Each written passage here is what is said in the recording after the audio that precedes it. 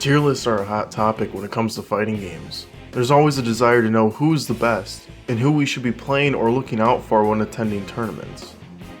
Although tier lists can be a good resource, I see many players take them in a rather toxic and detrimental way.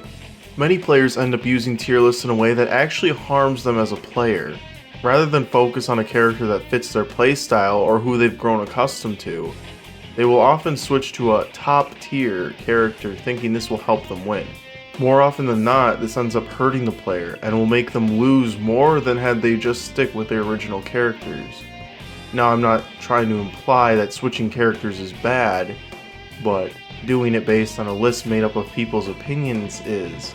People debate tier lists all the time, because everyone has a different view of any given game. You ask anyone who they think the best character is in a given fighting game, and you're likely to get different answers because everyone's had so many different experiences with a given game. Someone might have got beat by a Hinoka in Dead or Alive every single day, and that might affect where they place her on a tier list. This just shows how unique everyone's perspective is on a game. I enjoy having a who is the best discussion as well, but sometimes people take it too far. Play who you enjoy playing, play who suits you best, play a character whose style fits your own. Let me point out the best tier list I've seen in a while. This is a Melee player Leffen's tier list. A is a list of all the characters he sees viable for winning tournaments, then the rest of the cast.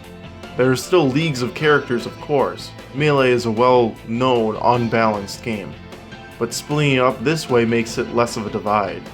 I found this more of a reasonable way to look at the game rather than saying this character is above the rest and you will do better with them. Even if this is not the message that people talking about tiers want to send, it's what a lot of people hear. In the Street Fighter V community, many are still convinced that Chun-Li is the best, but Nash has taken a sudden rise in tiers with many wins going under his belt recently. I think it's silly to make such adjustments right now, or even to have a tier list in general. The game is fairly well balanced, and a good player can win whether or not their opponent is playing a top tier. We see no-name players shake up the tier list too often to really put too much faith in these things, but that doesn't mean they can't be a little useful. I take a look at tier lists to see if there are characters I should be looking out for. If I'm surprised by a character, I'll look up a video seeing what they can do. Using it this way can help you learn more about the game as a whole, because you might learn how to counter or prepare for a popular character in tournament. This will help you learn different characters' merits and attributes, and will help you familiarize yourself with different tropes that come along with an individual character. Another good example is this Smash 4 tier list. We have an average of characters that make top 8, top 16, top 32, etc. This is an interesting list because it's not telling you who's the best, just the average placings of a given character. Food for thought, and it gives you an idea of who you'll see in a part of a tournament.